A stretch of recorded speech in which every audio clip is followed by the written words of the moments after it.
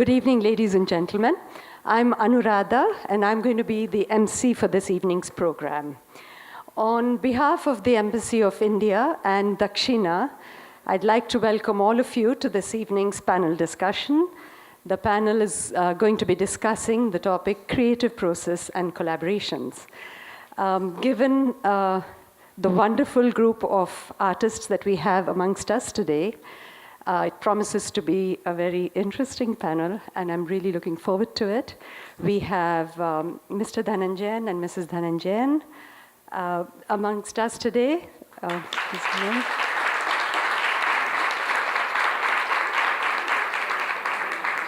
We have Anita Ratnam, also from Chennai. We have Anand the Shakar Jayant from Hyderabad, India. We have Sikkil Gurucharan. And Anil Srinivasan. Please take a bow. And Rama Bharadwaj is from Chennai. And we have all these artists here amongst us today because Daniel Phoenix Singh, the artistic director of Dakshina, has curated a fabulous 3-day South Asian Dance Festival, which is going to start tomorrow. And all of these artists are presenting over the course of the next 3 days at the Shakespeare Theatre Harmon Hall. So if all of you don't have tickets, I encourage all of you to get them. They're going to be fabulous performances. But we all benefit from their presence amongst us, and the Embassy of India has been kind enough to host this panel discussion. I'm certainly looking forward to it. And we have Alicia Adams from the Kennedy Center. She's the Vice President of International Programming and Dance. And she's going to be the moderator for this evening's panel discussion. But before I can invite the artists up onto the podium, onto the stage, I'd like to invite Minister of Press, Information and Culture, Mr. Sridharan, to present his opening remarks. Thank you.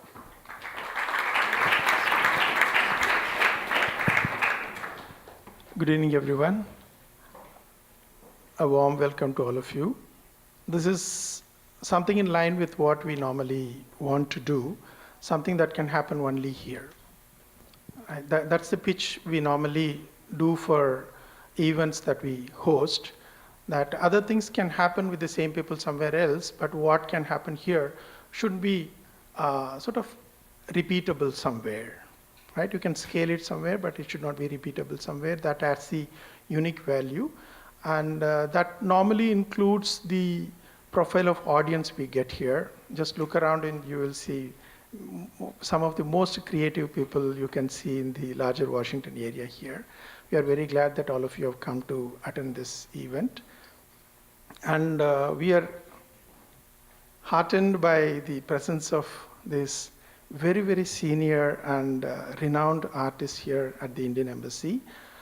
And when Daniel and we talked about it a few months ago, I said that, yeah, it will be possible, we can do, and we were thinking how to pitch it, right? We will have all the artists, and just by the presence we can call all the people, but what we can discuss about it. Then Daniel suggested, why don't we do the collaboration, because they've all collaborated with so many people.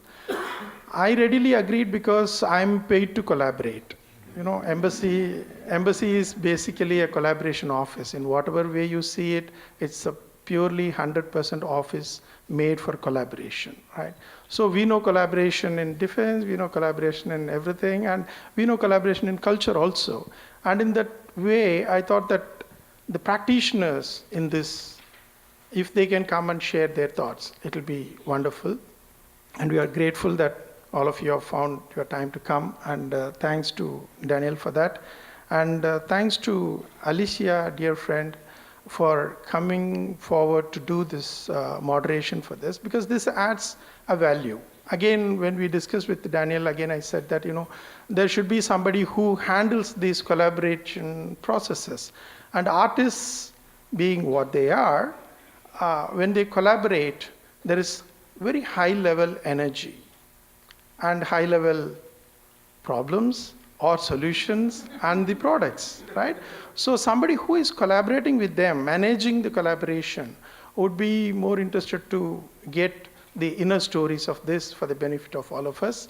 And this we present under our Performing India series. Even though there is no performance, it is about performances and collaboration. I welcome all of you again, and I'm going to hand it over to Anuradha again. Thank you. I'd like to invite Daniel, who's the artistic director of Dakshina, to introduce the artists that are going to be on our panel today.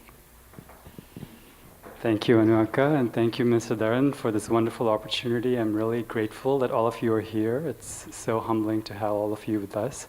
As many of you know, Dakshina means offering, and it's the spirit with which we attempt to do everything we do, giving back to the community in every way we can. And rather than go into the artistic bios of the artists here, which would take hours for me to read, I'm just going to tell you one personal story I have with each artist that was meaningful for me in a personal way.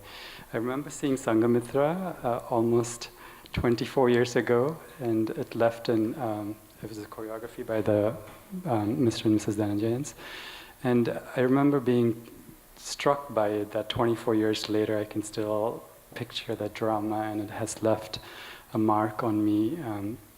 And then a few years ago, Anita here was doing a solo performance, and she's always so imaginative and crossing boundaries. And for someone as a young artist trying to do that, she was showing us the way and doing it for us ahead of time, ahead of the other artists.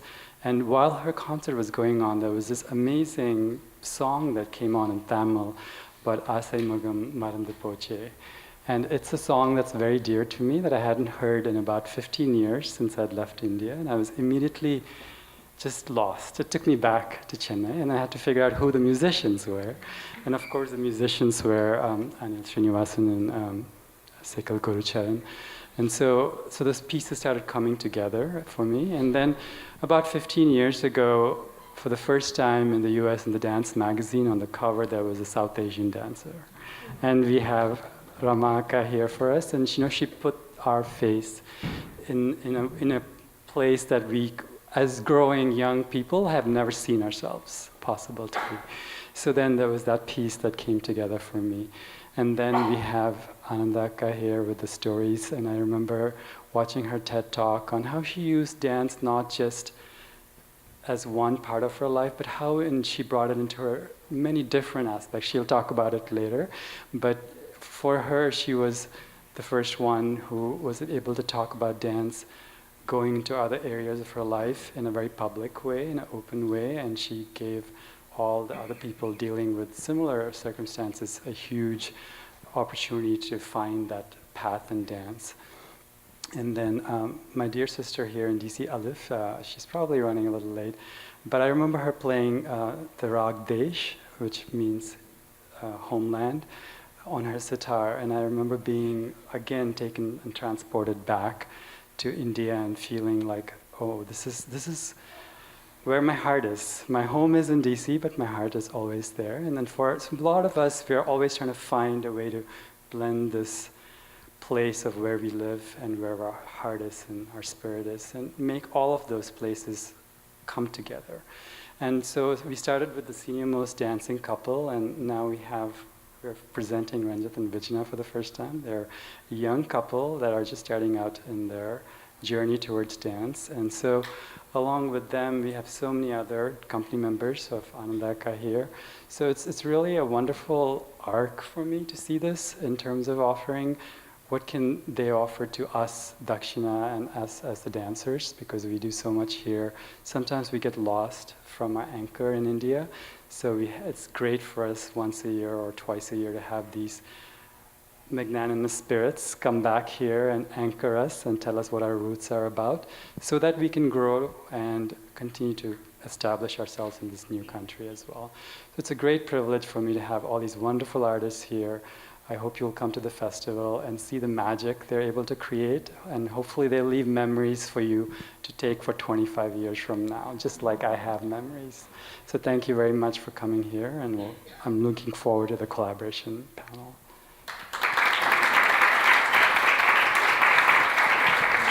Thank you, Daniel. May I invite Mr. Dhananjayan, Anita, Ananda, Anil, and Sikkil to please come up to the stage and take your place, and Ms. Alicia Adams, the moderator, as well. Alicia, can I hand over the panel discussion to you? Yes, thank you. Well, I am delighted to be here amongst such an elite group of Indian dancers. It is a true honor. And I am here because, mainly because I did a big festival at the Kennedy Center called Maximum India. I know a little bit of knowledge is dangerous, but I spent 3 or 4 years working on that festival and investigating in India, traveling to many of the cities and meeting many dancers. And I certainly have become enthralled with the culture and the dance and the music. So thank you for inviting me, Dharan, and we can begin. This panel is to talk about collaboration and the creative process. That is something that is not as easy as it sounds. And I want to start this panel off by asking each of you, what is it that you look for in terms of a collaborative partner, whether it's artistic or literary or otherwise? How do you decide that this is a collaboration that would work for you? Anybody can start. Okay. Thank you, Alicia, and thank you to the embassy for having us. Alicia, I remember meeting you during your big Maximum India excavations when you came. And I think for the audience here, because there are so many dancers, very briefly, I think for me, Anil has been one of my longest collaborators in terms of music. I don't use his music all the time, but he might be a go-to person if I want just like a touchstone. I want to give you an example. I collaborated with an Native American poet, very celebrated, called Joy Harjo, who lives in Albuquerque, New Mexico. And she had been sent by the US State Department many years ago to come to India. And they just, the US government decided I would be the artist to collaborate with Joy. This was many years ago, and Joy's poetry writes about the challenges that her community, a Native American community, have in the United States. So it's very different from the poems of Krishna or Vishnu or Andal or Meera that the classical dance training has given all of us. She writes about drugs and needles and the hole in the ozone and a map to the fifth world. It was a very different landscape. But she's also a musician, and she's a saxophonist. And she talks in rhythm about her poetry. So we first played with all the stereotypes. What were the stereotypes from India about Native Americans? And what were the stereotypes from America about Indians? And but it has to come into a choreographic design. You can talk and discuss, but it has to come into a design. So for this particular piece, we brought in a visual stage scenographer.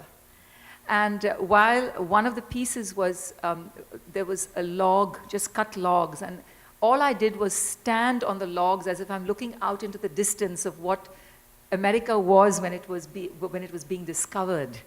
And behind me was a ladder that disappeared into the roof of the theater. And we had young kids between the ages of 3 and 9 in sneakers just climbing into, and it was one endless flow of people wearing just regular sneakers and just climbing into the hole and disappearing into the rafters. And that was a constant while she was playing. And I remember this, I want to share it with you because it took me out of comfort zone. This particular collaboration took me out of comfort zone. There were no mudras, there was no adavu, there was no tala, there was no jati, there was no tirmanam, if all of you know what those templates are.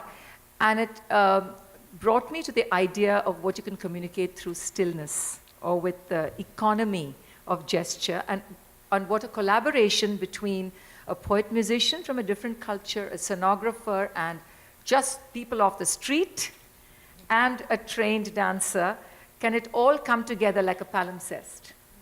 So since then, I've always chosen to collaborate with people who can challenge me, where I can start from a place of great discomfort and not comfort. That's great. That means that you have some flexibility in terms Yes. of the work that you do. Yes. And you allow yourself to change Yes. with the process as Yes. it goes Yes. on. Yeah. Okay.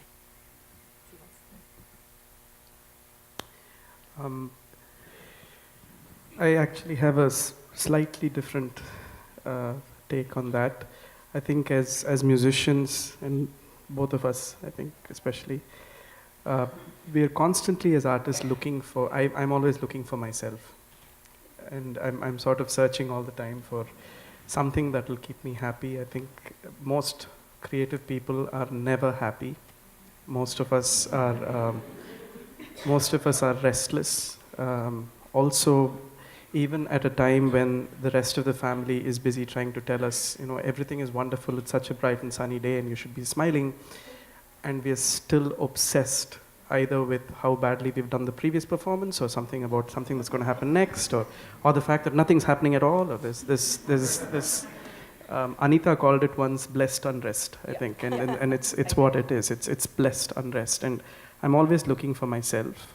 And with each of these wonderful people on stage, chronologically, Anita, because I know her since I was born, literally, because We share a compound wall. we're just next door neighbors, and I've grown up being alternatively terrified and then excited and then terrified of her.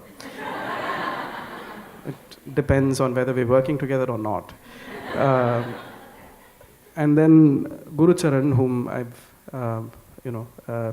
was my junior in high school. I mean, this is so ridiculously incestuous, it's not funny.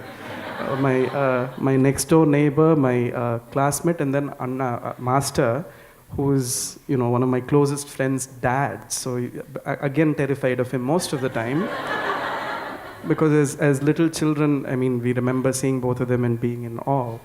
And Ananda, who's a recent friend, but again a very close one. So I think in each of them, for me, I've found a little bit of myself. People who remind me of where I come from, and people who remind me of how much more I have to go. And those make the best collaborators, people that help me find myself. Where you can identify an access point, yes? Exactly.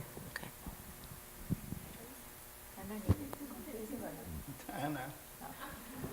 Nana. The senior most, probably. When we talk about collaboration, probably I think we started collaborating with various art institutions all over the world. Collaboration in work, creativity, of bringing different artistic endeavors together. So, as far as America is concerned, our collaboration started in 1976 with the New York State Education Department and ourselves, our institution, Bharata Kalanjali, which was selected to come and collaborate with the American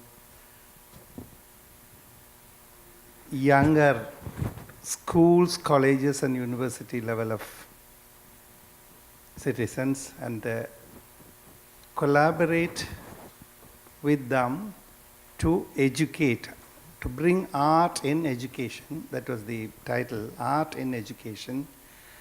And at that point, 1976, the American system wanted our Bharatiya Samskriti to be inducted and introduced, our dance tradition to be introduced to the younger generation of American children in different levels. So at that time, we traveled right across the whole New York state,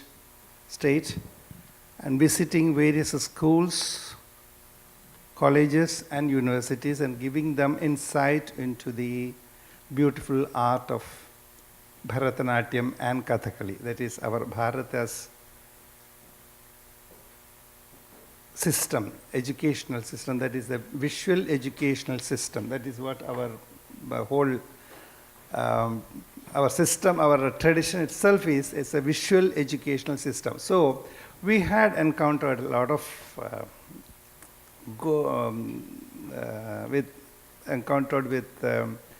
artists, art endeavors, colleges and theaters, all that. And that was a big opening for American audience. That was that time, American children to interact with that kind of our presentation, like with the histrionic presentation. That was the first collaboration we started. Then we had a series of collaborations, not only in America, like Jacques D'Amboa, the Chakra production. And then later on, we also had Ohio Ballet Company collaborating with us, with Bharata Kalanjali, and producing Jungle Book. That was a big, massive hit. That was also a revelation to this part of the world, that our system, that is our technique, Bharatanatyam technique and Kathakali technique, they were totally the Bharatiya. I use the word Bharatam because that is the original name of our country. So I also emphasize on everybody talking about Bharatam rather than India, which is a name stuck on by the invaders too. So I'm talking, I talk about Bharatam. Bharatam has a lot of meaning also. That's why that is why our art is also called Bharatanatyam. You should understand that. So that collaboration, we had artistic collaboration as well as funding collaboration. That's a big problem these days, because when there is classical art involved, funding doesn't come that much, because the corporate bodies, they think that classical collaboration will not bring them the outcome that they always try to get. What is it called? Mileage? Whatever. But anyway, we've been very, very successful in those collaborations. This Jungle Book with the Ohio Ballet Company has actually won an award for the best production of the year. So it was a collaboration between Bharatanatyam and ballet. And we had a lot of wonderful ballet dancers from there. And another one collaboration that we did with Jacques D'Amboa, the New York Ballet, that was another great success, where the two countries can contribute each other and amalgamate and bring the cultures together. That was a great success. Anita was there that I'm doing the media. Yes, I did the documentary. Yes. So collaboration is something very, very good, which has taken off very well today, and now our artists are collaborating with very many companies and artists and creators. So collaboration brings a cultural affinity and understanding of each other. That's what we need. We should not, I want to tell you, until we started collaborating, I will say, we are very open-minded. But in American circle, the ballet dancers were not very open-minded. They always thought that the ballet is the best and there's nothing beyond that. But the collaboration between us and the Ohio Ballet Company and also Jacques D'Amboa, that broken up that taboo, and we brought in that these kind of collaboration can come and it may bring very good result of cultural relationship. So we started understanding each other. The ballet, there is no complexes, superiority complex and inferiority complex. No. So we established that. So that is where the collaboration helps to bring hearts together. Art brings hearts together. So this is the essence that is the collaboration is. Thank you. Thank you, Sridharan, Embassy, Alicia, to having all of us here. To me, I think the very essence of what classical dance is, I think we begin with collaboration. I don't think, because the very fact that you're dancing itself, as a dancer, I think dancer in any context for that matter, you collaborate with your musician, you collaborate with your light person. It's never a single person's journey. It's always a combined journey.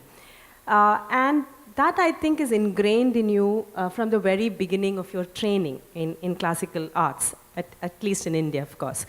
My own journey into collaboration started early after I went back from my training in Kalakshetra. I was inspired by the book Jonathan Livingston Seagull of Richard Bach. I see a lot of heads nodding. Yes, one of my own favorites.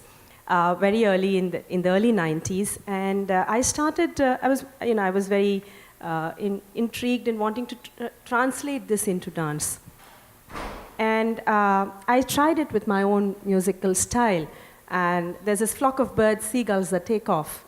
There's a breakfast. They're flying around an ocean to pick up fish. So my usual musician, the Carnatic musician, she set it to Sagagapadasa Padapumagari Panaga da da da na na na na na. I'm like takita taka jam. My feet are tapping. I'm like, ouch! I want to show flight, and this is showing time. So I need to do something else. I dropped the music, slept on the production for 5 years. Then I was part of a theatre group which was doing Merchant of Venice, and Arnold Weska's Merchant, and friends got together and said, hey, why don't we do it for jazz music? So we collated jazz music, to which I created movement, which was abstracted from my classical style, to bring in Jonathan Livingston Seagull on stage without the ghungaroos, without the bindi, without the hair, without all the paraphernalia that goes with classical dance. It was a tough journey because the minute you look at jazz, the way you deal with the system is different. The musical systems are different, the kind of movements. So this, I think, what happens with these kind of collaborations is you're learning all the time. You're learning a new arena of learning. Later, I went on to do a work on gender, which was again in the 90s, which said, "What about me?" Where I looked at women talking of dowry and rape and stuff like that, which we're still talking about today. And I used poetry from a police officer, a lady police officer gave me English poetry, to which I used movement. So I think all this opens areas, and also, as Anita said, brings you out of your comfort zone. For instance, this poem where Draupadi is asking questions, and she says, fractured hands. She says, ivory feet, circumcised hands. I'm like, ouch, I can't use that word on stage. So we broke it down. We had this huge argument that went back and forth, and she was this rough and tough police officer. She said, no, you need to use that. I said, no, I want fractured hands. So I think there's a lot of dialogue, argument that happens backstage. But finally, when you put it up, I think everything falls into it. It's a learning experience. And as I would endorse Anil and say that you're finding yourself all the time, and you're going into an arena that you may not be comfortable with, and yet you try and tread that path. To me, I think that's the essence of the classical, as well as what you try and do and stretch out into the unknown horizons. To me, that's what collaboration really is all about. Well, that's great, because you've told us the downside of collaboration also. I mean, that it Yes. is a difficult process. It's not always It's very never easy. It's never easy. There are many collaborations that even fall through. You try, you go somewhere, after 6 months, you're like, this is not going to work. So it happens all the time, and then you drop it and you pick it up after a few years with a new collaborator. That happens. It's not always, it never is hunky-dory and rosy. It never is. Thank you. Thank you. From the senior most to the junior most. Thanks to all the collaborations that I've been involved in, and there have been quite many of the collaborations, especially in the last few years. As a musician, I've learned to expect one thing from any collaboration, that is space. I think every musician entering into a collaboration needs to make sure that he or she is given ample space to stay true to the tradition that he has been trained in, to stay true to what his teachers have taught him or her to stand for, and at the same time, ample and enough space is to be given to the process of creativity, to challenge yourself, and as Anita said, to challenge yourself to move out of the comfort zone. Rather than moving out of the comfort zone, I would also say to challenge yourself to push your boundaries. What has been taught to you as the tradition, does the collaboration make the effort for you to challenge it in a very nice musical way? That's what I've been expecting from my collaborations, and thank God, touch wood, I've been getting them. Thank you. Thank you. So ours is a collaboration now, because we are collaborating the production that we are going to do on Saturday, Light on the Path, or Jyotirgamaya, Lead Us to Light. That's a new concept, and our collaboration, in a sense, he is a concert singer and he is a concert player. And we as classical dancers seldom get together, because we have our set of musicians who always rehearse with us. Now this collaboration, actually my son Satyajit and his wife Anupama, they thought of bringing this together to us, and we all do a kind of a new venture, so that they will also be part of the Bharatanatyam repertory.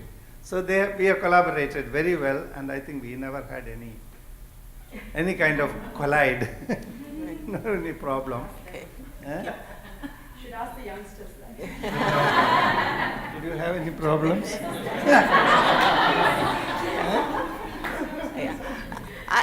I have been very moved by Indian classical dance, and the time that I spent with many dancers in India was just very, very moving for me. I was fascinated with the stories that they told about the preparation for the dance and the spiritualness of the dance. It was something that I could really feel as I watched the performance, and I became very, very engaged in it. As a matter of fact, when I was programming Maximum India, we ended up with a lot more dance than probably any other discipline, because I thought it just spoke in a way that I wanted people in our audiences to experience. I'm going to direct a question towards the dancers here, but I want to read you something first. This is a definition that I found of India dance. It says, "It is said that Nataraja, god of dance, danced the world into being, that the world was created through the vibrations of his drumbeat. So it is that classical dance in India captures the power, the mystical element of its origination, endlessly and thrillingly, repeating that dance of life." I just want to know, when you collaborate as a dancer and you collaborate with dancers that are not spiritually engaged in that way, how do you match that? How do you make that work? And you've collaborated with Western dancers as well as other Indian dancers, so if you can talk to that a bit. Well, Alicia, to begin with a degree in feminist and women's studies, I'm very impatient with the word spiritual and mystical. I think that they just can cloak many realities, and I think it's it plays into the exotica, which I think also diminishes the true power of the tradition and the art. I think that anybody has a spiritual core. It doesn't have to do anything to do with religion or faith, but it's the faith in the art. I found it with ballet dancers who go in with their tired, torn feet into the rehearsal, and they just are so focused. I think that's a very sacred moment. I think any of us with our bare feet, when we step into cold rehearsal studios, even in the West, I think that's a moment for me that's sacred. So I think if the artists who want to reach out to each other really first need to be very secure with their art and what they do, and then should be able to leave a part of them, because the best collaborations don't expect somebody else to meet you. You have to leave part of your comfort zone and really meet them. And I think what happens then is that then you don't worry after a while, at least I don't, about culture, because I think the culture of the moving, dancing body is so powerful that we express in a different kind of verbiage. And I think dancers who respect that process and who know how hard it is to just be a dancer, I think then we can make that collaboration. However, if they're two soloists, two prima divas getting together, there will be other challenges. Who has more minutes, or who does the solo, or can a pas de deux kind of thing be created with two traditions?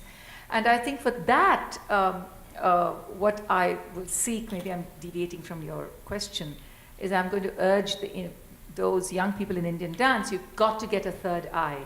Because if you want to collaborate, and if the other artists that you want to collaborate are also going to be in the piece, then what happens is that sometimes it becomes an uneven vehicle, and it just serves as a vehicle for egos. If you have a director or a dramaturg who sits out there and says, that's enough, or cut that, just because we dancers sometimes say, but we love it, I look so good in it, it's my moment. And then, so you could have that. So I don't worry about somebody who doesn't have perhaps the same background or the connection that Indian dance has with practice and tradition and faith.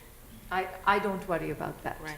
I'm glad to hear you say that, and about the separation that you see between mysticism and spirituality and religion. I wasn't so much speaking of religion, but as the spirituality that you were speaking of, because when I also see Bharatanatyam dance, I think of Martha Graham. Absolutely. You know, something that is very grounded, and for me, as a former student Martha of Graham, left Roots and Dennis and Papa Sean because she didn't want to be an Indian dancer. Because that was all they were doing in their repertoire. So, but she went out and found... Well, they were doing exotic dance. Exotic, yes, but the Hindu dance. And then she went out and found the Greek goddesses to begin to mount her template. Exactly, yes. Exactly. Yes. Ananda? I think spirituality is a very personal journey. Whether it's within your dance, or within yourself, or within your framework of your upbringing or religion, or whatever framework you want. I think at the end of it, it's one's own personal journey, and it sometimes informs your dance and sometimes it doesn't. So I would go with Anita and say that I think, we make too much of noise about the spirituality. It is a very, very, very individual, very personal journey which happens inside you, and you might find it in your dance, you might not.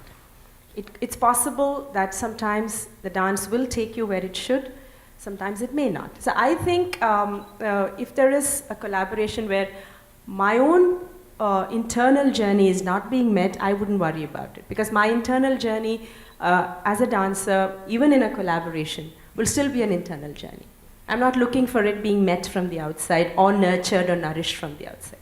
So I would look at keeping the framework of dance within the spiritual to some extent, but more often than not when we collaborate, it's the form that's collaborating, it's the personalities that are collaborating, it's the story that's happening. And the framework of the spiritual will probably be a by the way, or a byproduct of that. So, and it may or may not happen. So I would not worry too much about it. I think my take would be on that. Anna, would you like to add to that? I think I'll endorse you. That's the easiest way. Spirituality for me is nothing to do with religion. Through the medium of art, which itself is very quite divine, and elevating oneself to a higher plane of life. Elevating yourself through discipline, devotion and dedication. Elevate to, while we are elevating ourselves, we are trying to elevate the audience also to that level of working. It's not anything to do with God or religion. It's just the work in which you are involved you take that work very seriously and give it a divine perception, concept, and think that we are taking everybody to a different plane of enjoyment. That's what I feel in the. If I can just conclude, I've known actual stories of failed collaborations in the United States with solo classical dancers who have worked with the modern dance company of that city, and it's failed because those dancers came in with the position that my dance is sacred, I'm closer to God than you are, and so I am automatically superior. So I've heard stories where, you know, the modern dance company in that particular instance couldn't find any meeting place because the classical dancer already came in with that position. Right, right. Anil and Sikkil, I just want to ask you a bit about your exploration into contemporary music. I believe that you have played jazz and have collaborated with other jazz musicians. If you can tell us, both of you, about those explorations that you've had. Sure. So my training is classical, Yes. as in regular Western classical piano. But then I was born and brought up in this very rich atmosphere of Indian classical music. So that itself has been a bit of a schizophrenic divide. It's truly. And of course, being a pianist, for me, exploring jazz, exploring any other form of expression on the piano has always been part of what I do. It's part of the discipline of what I do. I think as Indians today, we have a very unique identity in the world map. We are at once marrying the old and the new. At once we are looking at centuries of tradition, which can be very overwhelming at times, because there's a tradition for every single thing. From the way you eat, to the way you dress, to the way you speak, there is a tradition to everything. And we've all been brought up on that. And then there is the new world, which is creating new vocabularies, which is creating very new ideas of expression. That playing the piano in all of this, as strange as it seems, has been a very effective way for me to actually be able to marry both of those worlds, because it's, I mean, there are 88 keys and as many permutations and combinations that allows for you to do pretty much whatever you want. And having the privilege of being brought up with all of these traditions informing me at different times has given me the scope to do that. I let him chime in.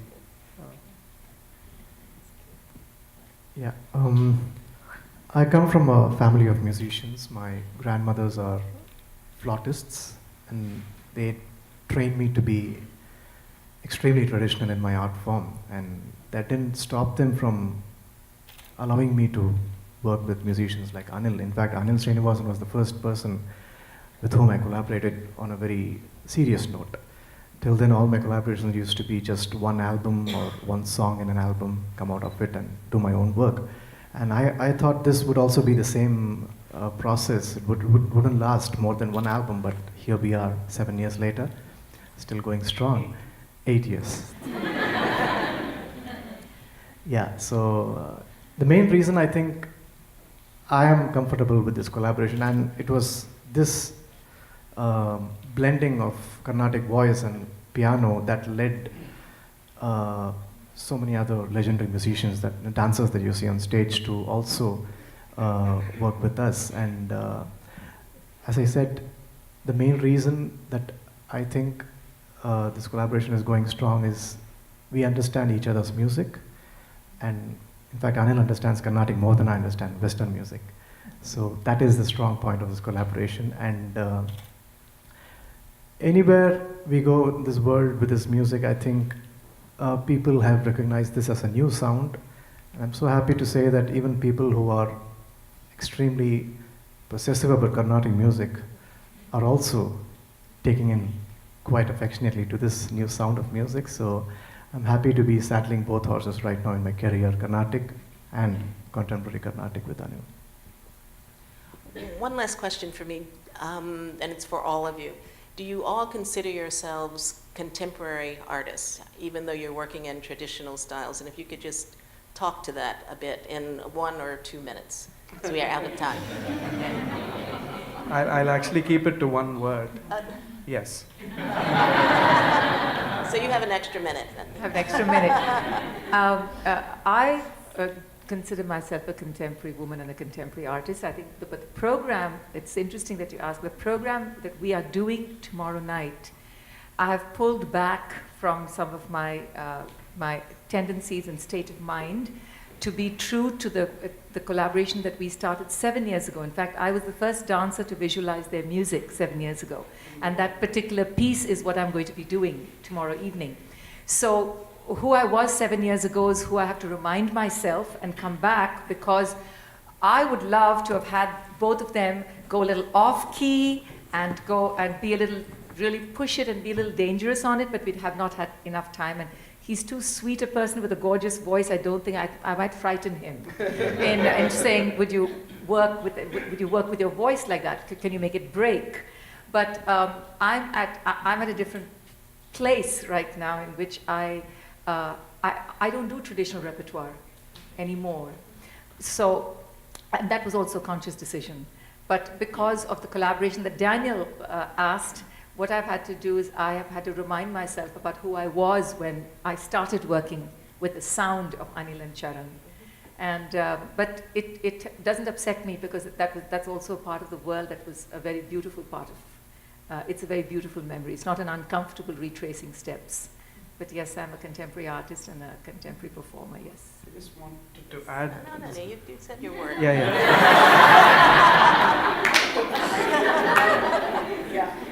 So this is technically not adding to the work. It's just I wanted to add to what Anita said. I'm not going to take time at all.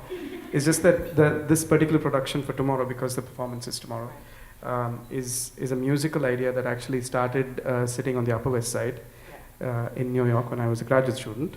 And I was in a very different place at that time, which is basically why we're saying this.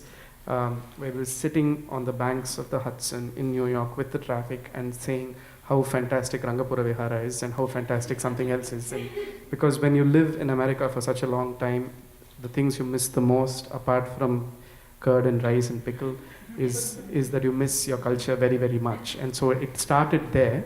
So tomorrow's work, even though it is contemporary in its execution, is very classical and traditional in its concept. Done. 2 minutes. 2 minutes? Yes. I think it is too long. We are contemporary every moment. We change our setup. I don't do what I did yesterday. Today it will be different. Day after tomorrow it will be different. You know it. We know how it is. Once in New York, our New York performance, one critic wrote, that's enough, that's the correct. Dhananjayan's dance technique is as ancient as Natya Shastra and as modern as a New Yorker.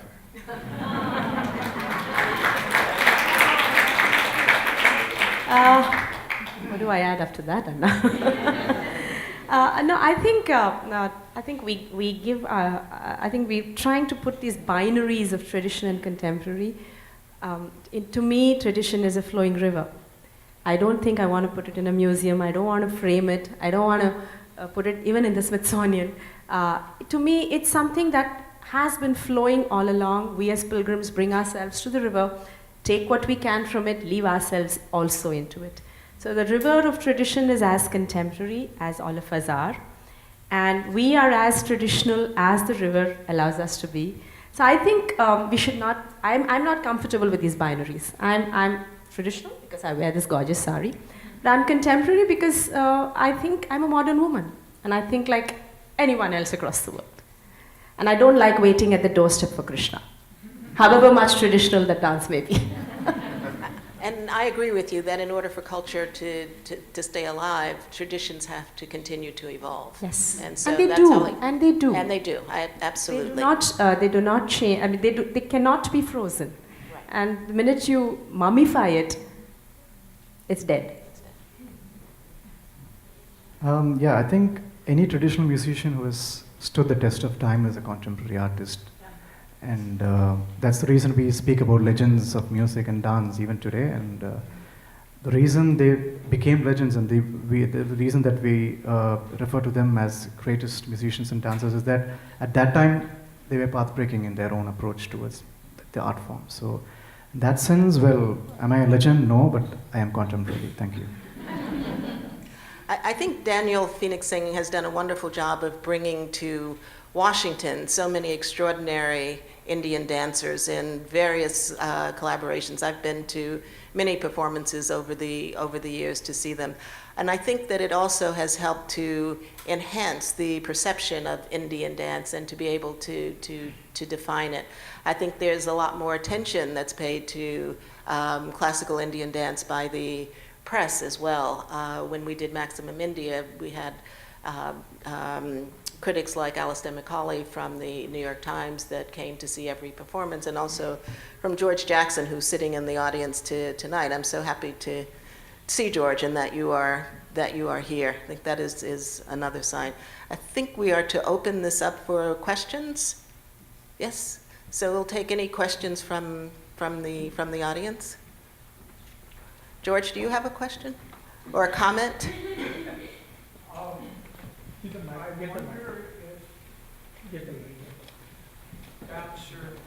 I wonder if the dancers think of themselves as collaborating with the past or the future or with both.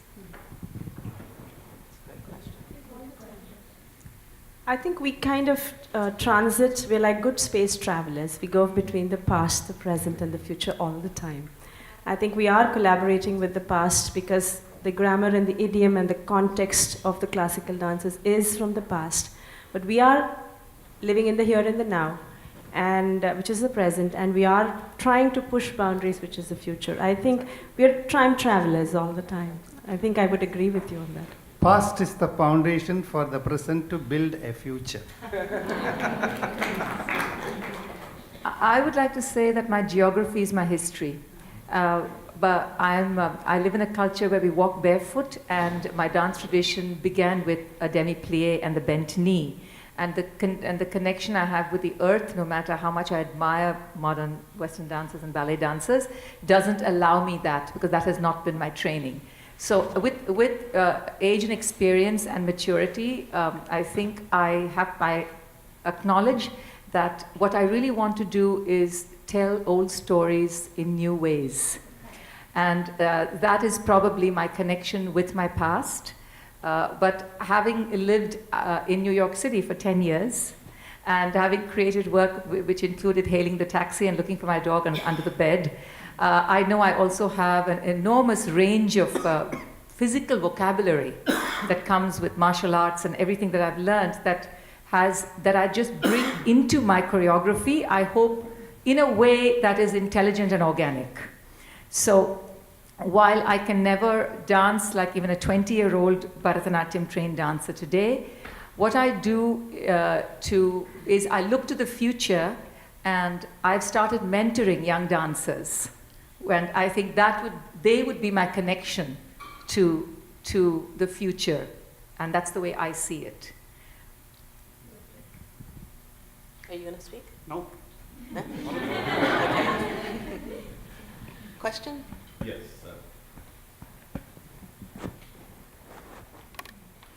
Hello, I'm Prabhakar, and I have actually several questions, but I'm just going to pick the one that I think is more general. It's a more general question, and in some sense, it's also a very specific question. One is, clearly artists of your caliber. I mean, you have to be perfectionists. You want to reach, perfection in the art, and part of what Anil had mentioned earlier was, the reason you come out,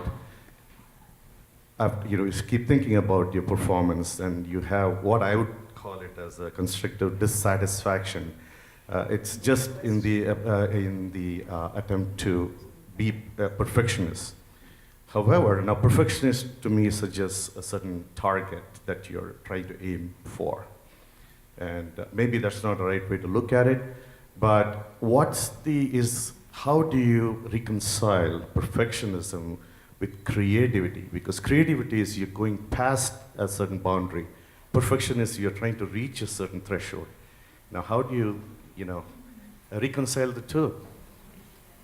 To me, it's a constant tension, and how I do you think achieve that? Balanchine wanted that perfect line. And I think when he came into American ballet, I think he pushed the idea of that ideal ballerina beyond what American ballet dancers had seen. When I see yoga being practiced in the United States, it's so much about physical perfection of the body, whereas in Indian dance traditions, imperfections was the beauty. Imperfections and the improvisations of the moment, and a little carelessness of the undraped fabric coming loose, those could be construed as imperfections from a Western eye used to certain almost clock-like, almost mechanical perfection. So I think I think the idea of perfection may not manifest itself in 2014 as it could have been even 10 years ago. But for the Indian tradition, I think I can talk for all of us. We have something inbuilt in the tradition in the music and dance, which is called the sanchari, which is the improvisation.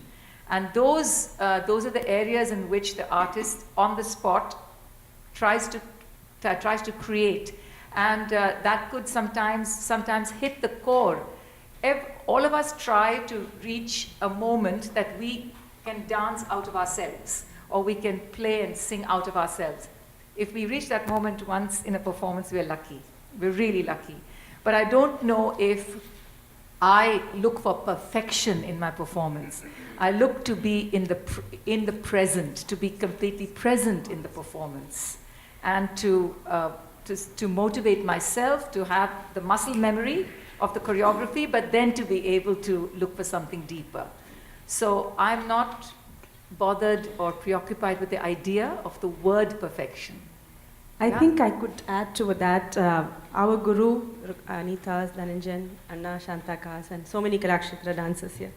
I think she said it, very succinctly. She said, when you learn and when you get on stage, I think you finally have to forget the body.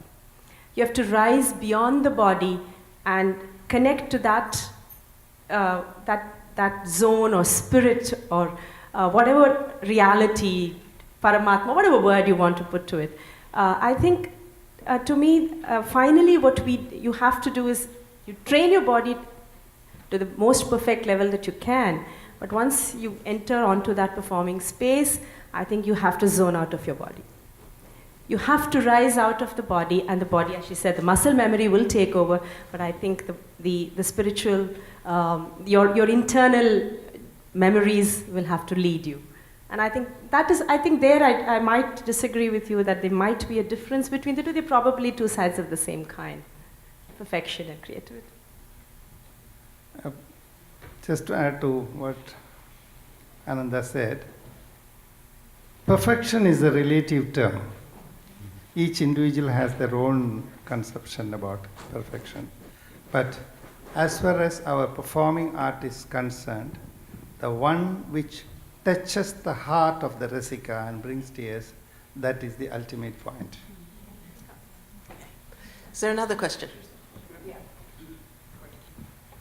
As a young dancer who's tries to do things that are, I guess you could say collaborations or things, sometimes you don't always get the most positive feedback. So when you do collaborations or you, speak on different topics that might not be very accepted or traditional, do you get negative feedback or sometimes discomfort people, and how do you kind of deal with that? I'm not a dancer, but I could still answer this. Although I've been hanging out with them enough that I probably am one. Once you said hanging out with them? Enough that now I have also picked up everything. So that's what I'm saying. So, no, but negative feedback is going to be a constant. Adverse feedback and sometimes very crushing feedback is going to be pretty much a rule that you have to accept. Every time you set foot outside the door and you're going to put your art out for other people to see, that's something that's going to happen. And I think beyond the point, it's your own internal maturity that's going to be able to tell you which part of it is constructive and which part of it is targeted at you in a way that's not constructive. And the best thing to do is to look at the constructive part and move on. And many times even constructive feedback is given in a way that you don't exactly know what it means. You know, somebody would say, you know, I loved it and it's interesting, but maybe you should consider the use of space a little more. And you know, you end up saying, and the person walks out and he says, what the hell does that even mean? But it'll come to you. It'll come to you at a time that you're not expecting it to come. You know, somewhere on a flight somewhere, and you're a little tired of in-flight entertainment, and suddenly you'll think, oh, that's what the space meant, now I got it. And that moment is perfection, actually. That's when you sort of understand that you're actually moving with the flow. So, yes, please welcome negative feedback. It's one of the most wonderful things that are to happen. Anita taught me something some time ago, because I keep crying to her about how people are attacking me all the time. Poor me, right? I'm the only artist who ever gets attacked. Nobody else does. But one thing that she did tell me, which I think is very valuable, which is why I wanted to say this rather than have her say it. This is a quote from Anita Ratnam, is the worst thing that can happen to you as an artist is indifference. You know, positive feedback is great. Really, really adverse negative feedback is great, but if somebody's going to be indifferent to you, that's when you know you've got to work really, really, really hard at creating something that's uniquely you.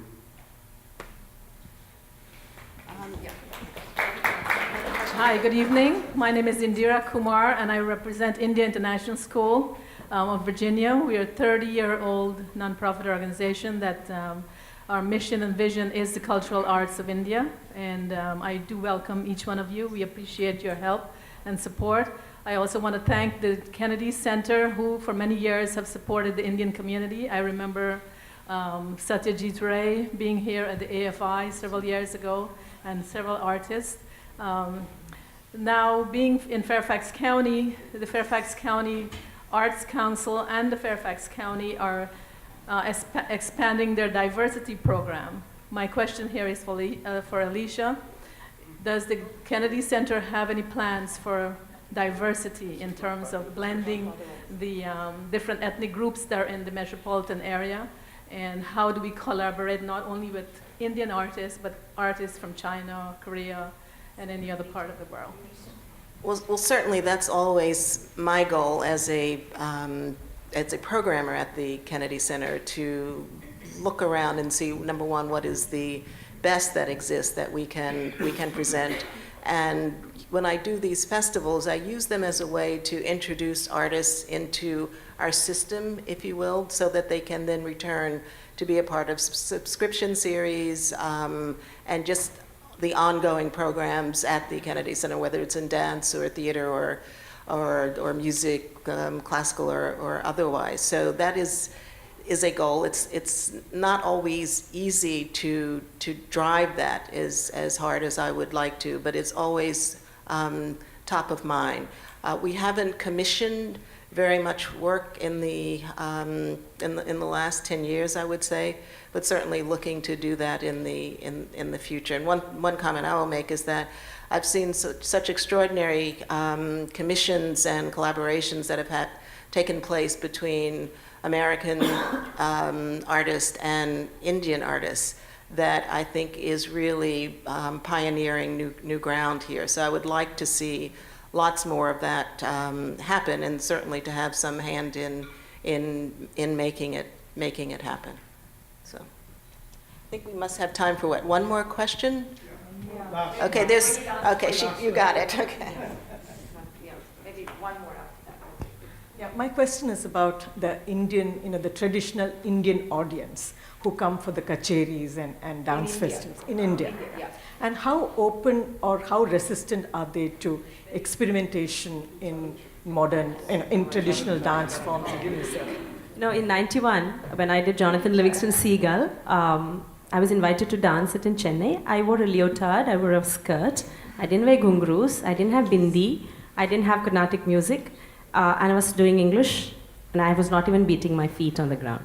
And I was dancing it in Naradagan Sabha, and I was ready to become Hiranyakashipu, to have a Narasimha Avataram happen on me, everyone ripping me apart. But I said, never mind, I still will do it. But honestly, Chennai audiences are very open. They seem like they're very traditional, but I think that most traditional audiences are very open to looking at new things. Charan? Charan, give it to Charan. What do you think I can say?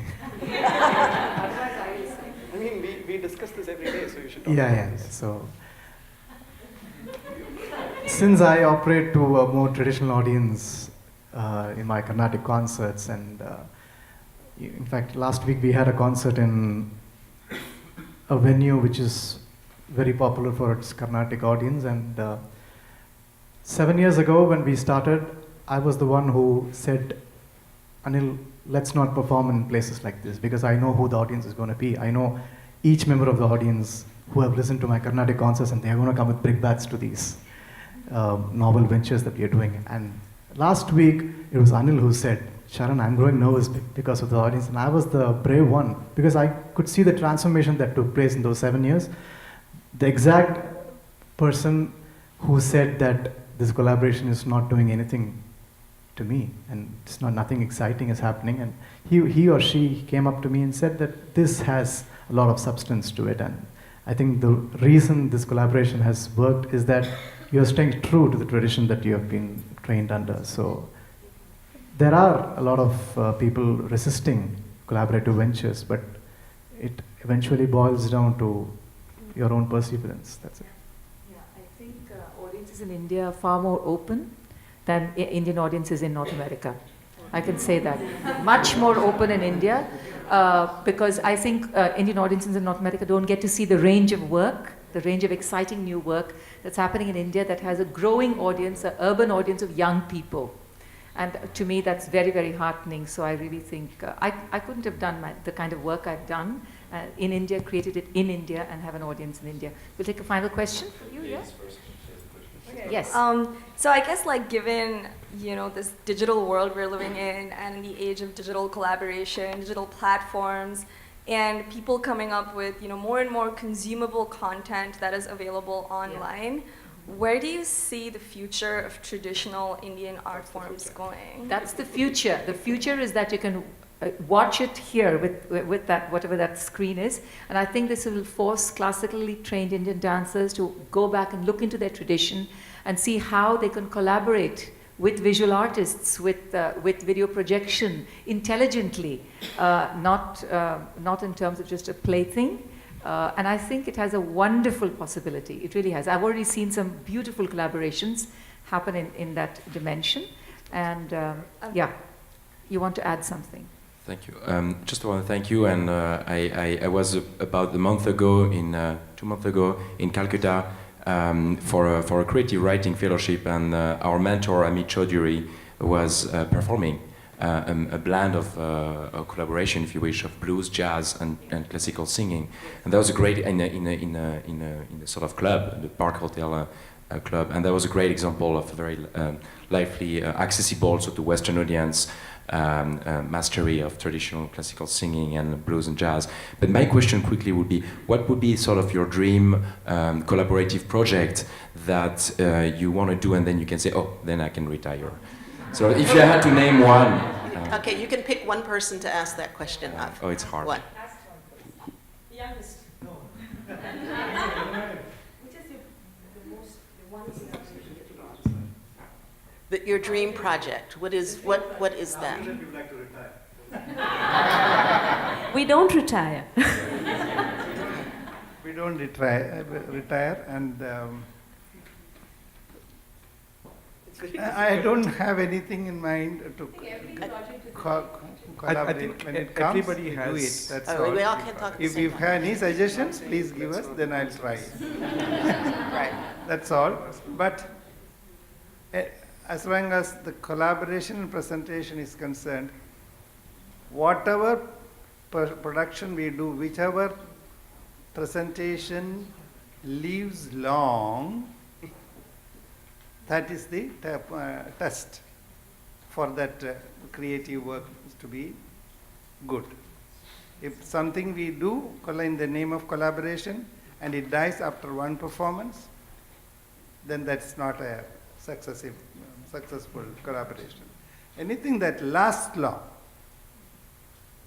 at least for a few years, then that is the best way of continuing the tradition. She asked, what will happen to your tradition? And she rightly said, tradition is there always. The foundation is always there. It will flow like beautifully. And we have to keep on adding, keep on. It is an evolutionary process. What we are today is not what we were in the time of Natya Shastra. A lot of changes have taken place. So changes are imperative, and as long as I said, as long as whatever we do today, if it lasts long, that's the best test. And on that note, I think we will conclude, and to say that there is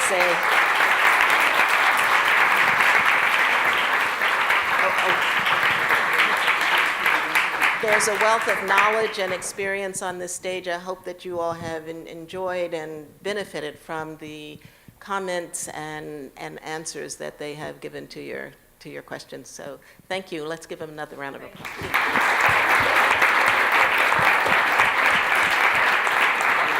Thank you all.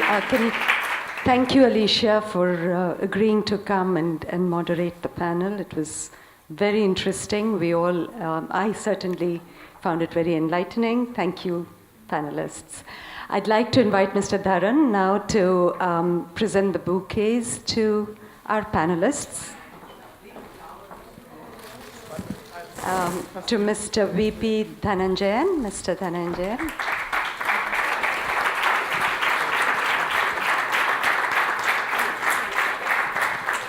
To Mrs. Shanta Dhananjayan, which is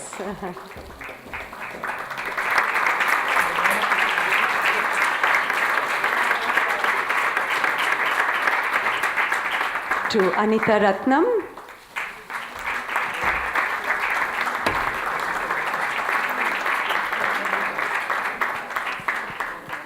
Anand Shankar Jayant,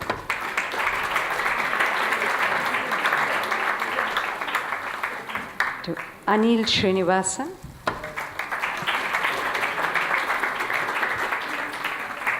to Sikkil Gurucharan. I think we have, is Alif Laila in the audience? If so, she's been asked to please come, and she was delayed, I think, today. So. You're part of this.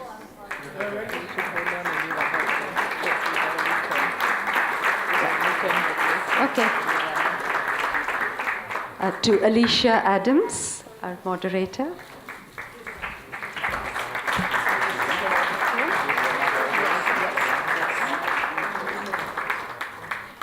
To Rama Bharadwaj.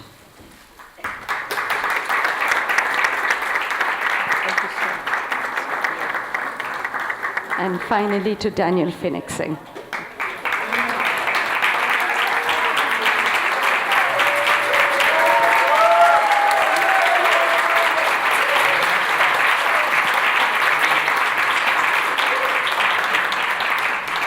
I'd like to invite Suchitra Sairam to please come and give the vote of thanks today. Good evening, friends. On behalf of Dakshina, I would like to extend our gratitude to the embassy, specifically Mr. Sridharan, Ms. Valerie, and Mr. Bherwal, and their entire team for hosting this beautiful, wonderful event this evening, and for making the arts such an important part of the embassy activities. I'd like to also extend thanks to the Dakshina board and volunteers for all that they do and for all the support they give to make this festival possible. And none of this would be even possible without the amazing artists present here today. Dakshina means offering, as Daniel mentioned earlier.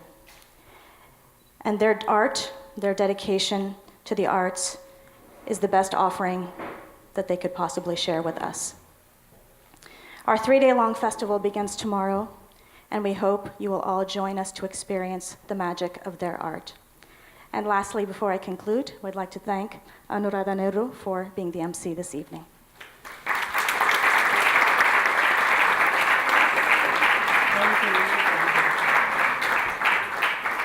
The Embassy of India has provided some snacks for all of you, or dinner perhaps, I'm not sure, but there is food for sure in the adjacent room. Please help yourselves. Thank you.